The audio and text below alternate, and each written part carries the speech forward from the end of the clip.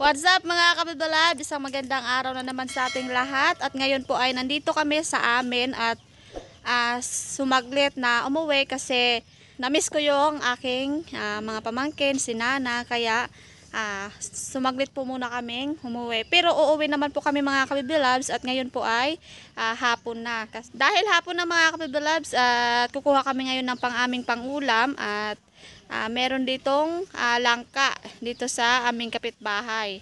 Itong langka, itong mga kabibilabs ay tanim ng aking kuya at naghingi kami doon kanina na kukuha nga at dadalhin namin doon sa amin. At yun ang aming ulam mamayang gabi. At dahil uuwi nga kami. Pero si Nana po mga kabibilabs ay hindi muna uuwi at dito muna siya kasi nagakupra sila Nana. Kaya pumunta din kami dito at nagtulong na mag-look-add ng kopras. At ngayon ay kukuha na kami ng langka at kasama ko syempre ang aking bibilab. Ayan. Siya daw ang aakyat. Ito yung bahay ng aking kuya. Kaso wala na sila dito at doon na sila sa kabila nakatira. Okay, aakyat daw ngayon si Eric ng langka kasi mataas. Ingat. Kaya? Kaya mo? Yun kasi sa taas mga kabibilabs yung ating langka. Oh, yulong lang. Yan lang. Ay, yan. So, meron na tayong langka. So, yung iba ay binalutan na ng sako. Kasi, nasisira mga kabibilabs. Yan. Dalawang sako, dami pa oh. Yan, dami. Yan magaluto na. Ipapahinog ata yan. Yan oh, meron pa pataas. Pero nung bagyong yung bagyong Ursula, na na siya. Natumba. Pero ngayon ay nakatindig pa rin siya. Yan, so ito meron na tayong langka. Okay. So, uuwi na kami mga kabibilabs. At doon na lang tayo kakain sa bahay. Dahil uuwi nga kami ngayon at sabi ni Nana may ipapadala daw siyang saging. And then yung balinghoy. So, galing bukid siya kaninang umaga pala. Yung before kami dumating dito ay galing bundok pala siya. Nanguha ng balinghoy and then yung saging. Yung ating saging ay medyo hinog na siya mga kabibilabs at ipapadala daw niya sa amin. At hindi muna siya makakapunta dun sa amin dahil nagkukupras pa nga sila. So kapag tapos na yung kupras, bago pa lang siya susunduin namin at pupunta ulit siya sa amin. So ito yung balinghoy na kinuha niya galing bundok. Yan, ito mga kabibalabs, ang balinghoy. So ililipat ko dito.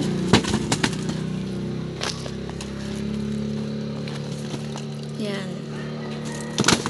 So kukuha lang ako ng kaunti kasi yung iba ay kakainin din nila. So, isasawsaw ko lang to sa bagoong. At okay na yan mga kabibilabs. So, madami na yan. Kakainin ko to tuwing umaga. Ayan. So, ito pa yung natira. And then, ito yung saging. So, kukuha din ako ng isang sapad. Ayan. So, ito.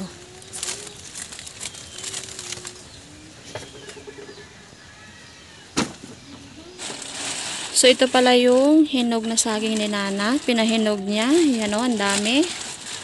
Yan si Nana. So, ipapadala daw niya yan sa amin. Nilagay sa plastic para mabilis mahinog. Wow, ang dami. Yan. Yun.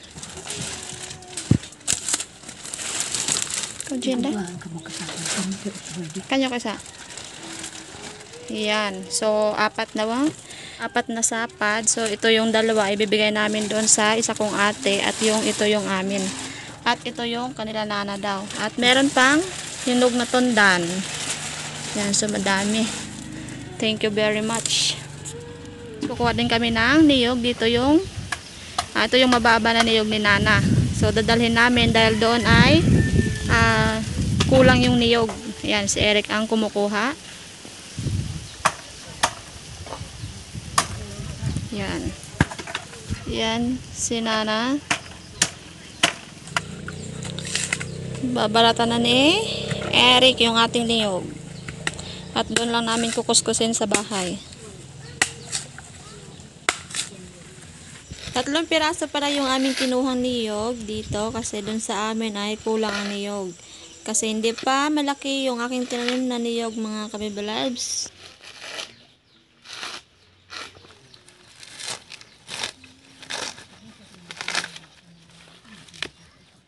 Ayan, so ilagay na natin dito sa balulang ating niyog na binalatan. Tapos na nabalatan ni Eric. Yun. 3 piraso. Iba talaga pag mangyan. Always may balulang. Always may balulang. Yan. Ayan mga kabibalab, so uuwi na kami at ready na. Ayan, so si Nana ay hindi kasama. Dito lang siya. Ayan si Bibalab Eric. So uuwi na kami mga kabibalabs. Ang dami naming dala. Saging. Saging, ayan. Ito ang saging. Ayan, so maiwan lang si Nana. Bye-bye Nana. Bye-bye. Ayan. Ako dito muna. Kung matapos aking kupras bago naman ako magsama sa kanila. Ayan. Sakit. Yan, mga atin namilin. Nag-ano ng kopras. So, bye-bye mga kabibalabs. Uwi na kami. Yan, ingat na lang kay Nana. Mga kabibalabs, so nandito na po kami ngayon sa bahay. Kakarating lang namin. So, andito na yung tunay na mangyan. Karel, mangyan. Yan. Charot lang. So, ako talaga ang totoong mangyan. Mangyan din naman ako ah. Kasi nagkaano na tayo, kilala eh. Ayan, so ngayon ay magluluto na ako and syempre, babalatan ko muna yung langka bago magluto. Kala ko akong balatan mo. Pwede naman. Oo, ako na, matagal ang balat ko. Ayan, so magpapalit lang ako ng damit kasi pawis. Ayaw nga. Ayan, so Magakustos ako ng yun. si Eric daw ang magkukuskos ng niyog at ako naman ang Ayun. babalat ng Paano lang lagay ano? Mapa ako ng kuskusan ka temere. yes, ako yung Magiging- magbabalat ng Magay 12 temere. Langka. Sarap daw yan. kinakayod na ni Eric yung ating anyog, 2 buo yung ating kakayurin. So ito. Ayan. So dito tayo babalat ng ating langka. Ayan.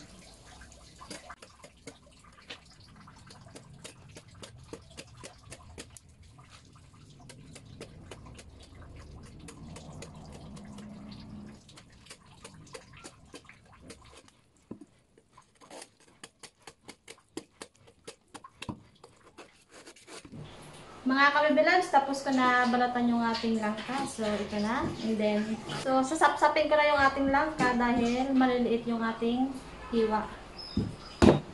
Ayan. So, tatagtarin na natin ang ating langka. Ipinuhin. Ang kamay ha.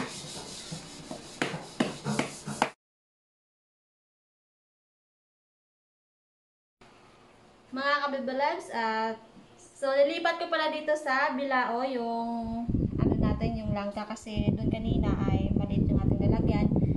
Nakalimutan ko yung bilao, meron pala kami. At ngayon ay patapos na tayo sa ating pagtadtad ng ating langka. Yan. Yan o. Yan.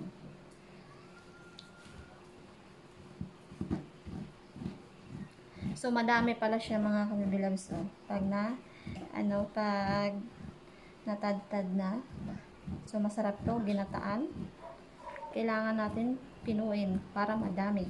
At meron pala tayong gulay. So, itong tawag sa amin ay lungod sa mangyan. Lungod ang tawag. Sa Tagalog ay lumbay. Ayan. Nakakalumbay talaga. Siyempre, gagayat ako ng sibuyas para sa ating ginataang langka para mabango. Ito yung Huling gata. kuling gata, ilalagay ko na dito sa kaldero. Yan natin iluto sa Langka. langka. Ang palambot.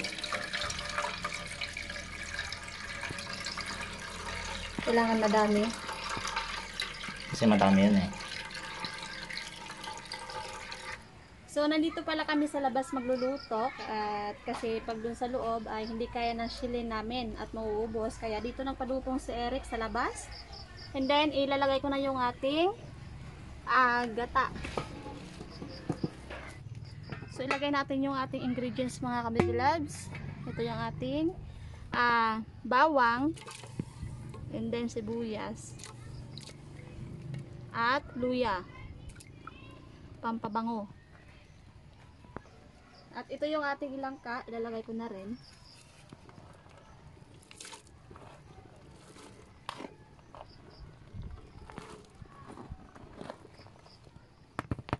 Hahaluin lang natin mga kabibilabs.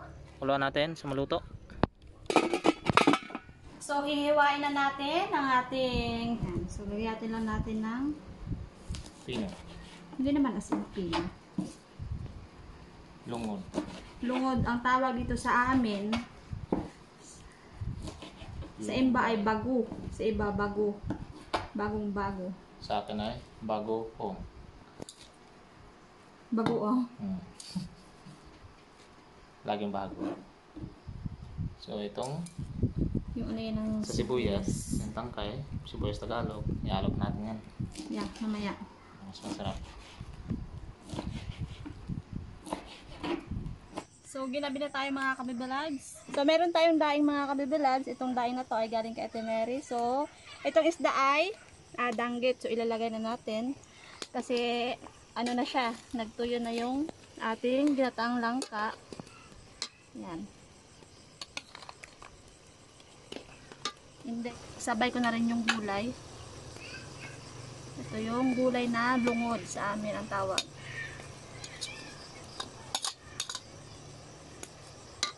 So, ilagay natin yung ating pampalasa patis at wala pa itong asin.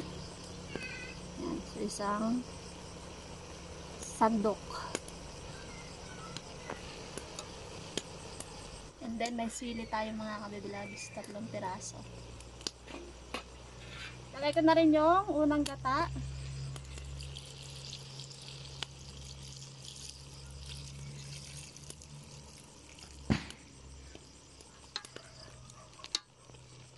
So, mag-a-add pa tayo ng asin. Haluin. After halo, so ano lang tayo, antay para hanggang sa maluto. Meron tayong dahon ng sibuyas. So, ilalagay din natin dito na pinaka-toppings natin dito sa nilutong langka. Dagdag lasa, Yes, so ito dagdag yung aroma. sayang naman mga kabibilabs kapag itapon. Sayang yung pera. So luto na Dagdag yan. lasa pa ito mga kabibilabs. Dagdag aroma din. Yeah. Luto So, na. luto na ito mga kabibilabs at kakain na tayo. Pero before tayo kakain, mamimigay muna tayo sa ating kapitbahay. Kay Ate Mary, Yan. kay Ate Jen, Kay Madam. kay Madam. Ganto sa amin. Yan mga kabibilabs, tapos na po tayo magluto at syempre nakapack na yung ating ibibigay. At ito yung amin sa mangkok. So yan.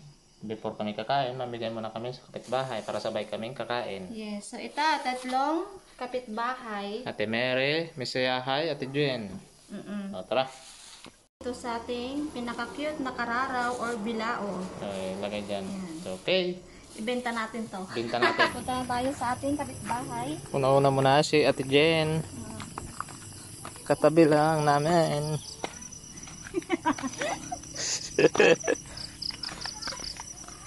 Ate Jen. Yun. Tao po. Yun. Ate Jen, Nandito ulam. na tayo sa bahay ni Ate Jen at bibigyan na natin ang ulam na langka. So, Yun. natang langka to. Yan. So, dito na si Ate Jen. Wow! Sakto may ulam ako, mga Yes. kabibilaw. Yun. Thank you, Melindre. Pangapunan. Panghapunan. Wow, sarap nito. Hindi pa kayo nakakain, Ate Jen? Hindi pa, sakto talaga, walang ulam. Okay. Thank you. So, the next mga kabibalabs ay Si kay Miss Sayahay. Miss Sayahay. Pangla si Ate Mary. Ate Mary. Nandito na tayo sa gate ni Madam, ni Miss Sayahay. So, pupunta na natin ang bahay ni Miss Sayahay. So, yung dalawa, mag-asawa, dyan Dito pala sila sa labas. sa labas. Naga-date charot. Siyempre, hindi talaga yan. Mura lang, mura. Mura lang, mabinta kami. Ayuda? Ayuda. Ayuda. Pala pag may kapitbahay, tamang-tama. Wala kami ulam. Gatang lang ka. Wow, salamat. Itlaw pay later. Magkano to? It no, pay later. Hindi libre yan. Wow, salamat. Kasi naman gabigay tayo kayo bigayan lang Dapat tayo. talaga kaibiganin ang kapitbahay. Oo, kasi may ulam. Oh, in case of emergency, Oo. kapitbahay. Ang taong nagigipit, Oo. kasi kapitbahay mo Salamat. Okay. Wow. So, tara. Sa ulitin. Nagagawa si Bayaw ng ano yun. Kami ng ano ulit. Gawa kami ng Pangsibot. pangsibot. Yun. Hipon naman sa Panghipon na naman sa dagat. Kasi may nasa yung dagat eh. Okay. Sige. Okay, Ate Mary naman. Salamat. Punta ulit tayo sa isang kapitbahay. Dito na tayo sa compound, Ate Mary.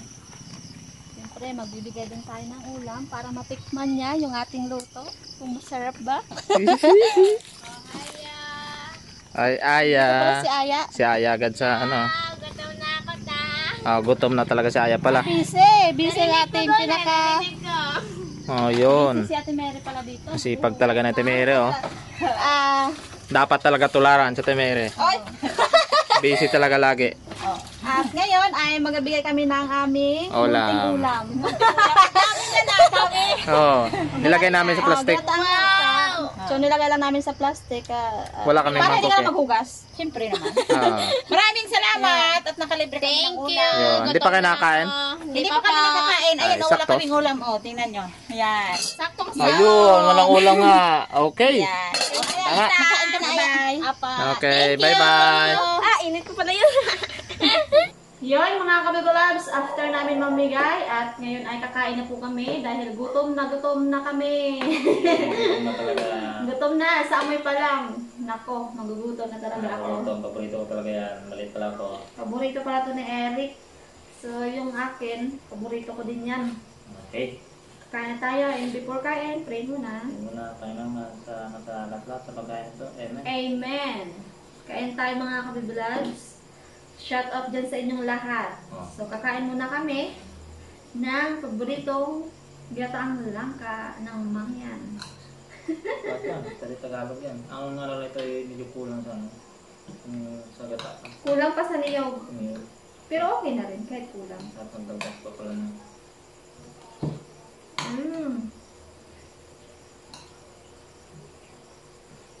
Siyempre ano? Sarap. Masarap. Sarap.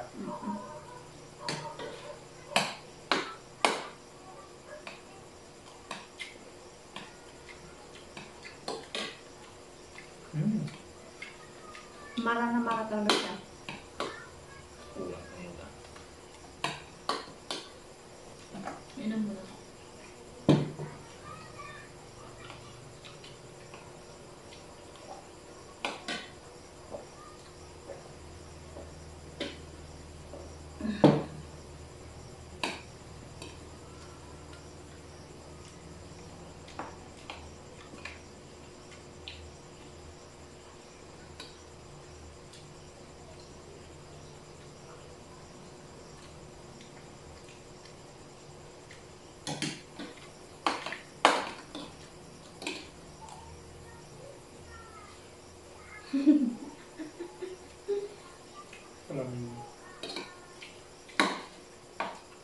Bawal ang pang malamig. Okay.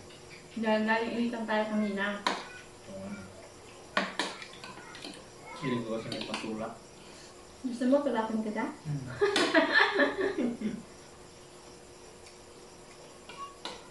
Ako na lang gagawin ng pantulak. Hindi. Tulak mo.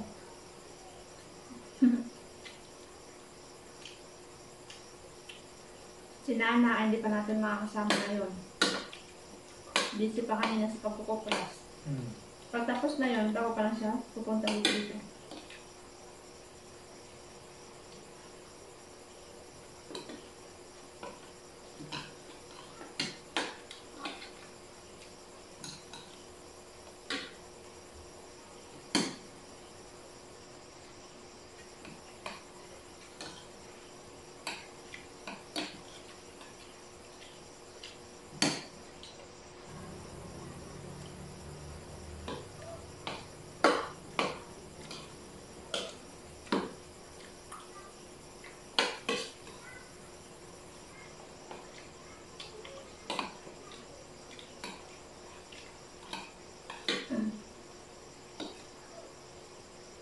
Bye-bye na mga kababalad.